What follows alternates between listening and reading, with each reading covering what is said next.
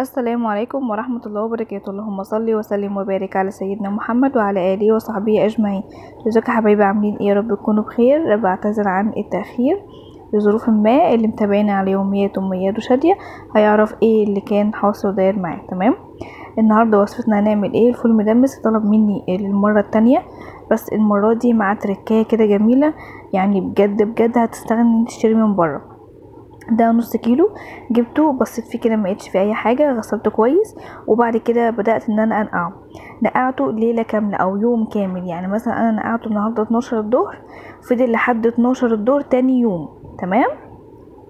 بغير عليه الميه، يعني مثلا كل ما انا داخله المطبخ كده بجيب حاجه، بحط حاجه، بعمل اكل، بروق، اروح انا داخله مغيره الميه بتاعته، افضي الميه اللي فيه واحط له ميه جديده، وهكذا لحد ما حبه الفول بتبدا ان هي تكبر معاكي بالشكل دوت، وبتبقى ان هي شربت من الميه اللي انتي بتضيفي لها. تمام.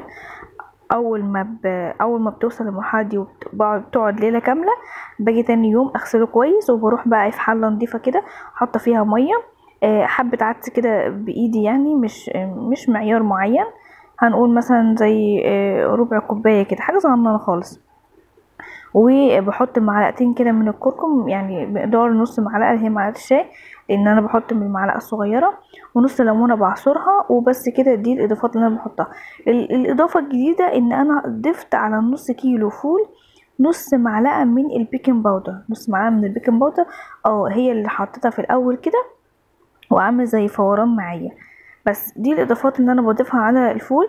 زي ما انتم شايفين، ولا في حله ضغط ولا في دماسه ولا في اي حاجه، حله استانلس عاديه، او ممكن تعمليها في حله الومنيوم، المتاح عندك استخدميه. فالمهم ان هي حله مش دماسه. تمام. ومش هيسود مني، ولونه مش هيغير ولا اي حاجه. كل الكركم والليمون بيمنع ان هو ياخد اللون اللي هو لما تفتحي على الفول وانت بتدمسيه يصبغ منك او لونه يسود، والكلام اللي احنا بنسمعه دوت. تمام. زي ما انتم شايفين كده، وهسيبه بقى واروح مغطياه لحد تمام السوا. انا حطاه على اصغر عين عندي، ويعني خلاص اللي هو عاملاها شمعة، ويستوي بقى براحته بالشكل ده زي ما انتم شايفين معايا. سبته على النار، وطبعا لو احتاج ميه بزوده، يعني لو احتاج ميه ولا حاجه معايا بروح مزوداه. بشيل نص ليمونه ديت، ومعاكي فول جاهز اهو. بسم الله ما شاء الله تبارك الله، حبايه الفول زي ما انتم شايفين، والميه بتاعته جميله بجد، حاجه ولا خيال. هو عشان سخن بس انا مش قادره. بس انا يعني هنا كنت عايزه اوريكم، بصوا هي زبده ازاي، زبده. فجربوها هيعجبكم جدا. اشوفكم على خير في فيديو جديد، واتمنى لكم الستر والصحه والسعاده. ما تنسوش في اللايك يا حلوين، وباي باي.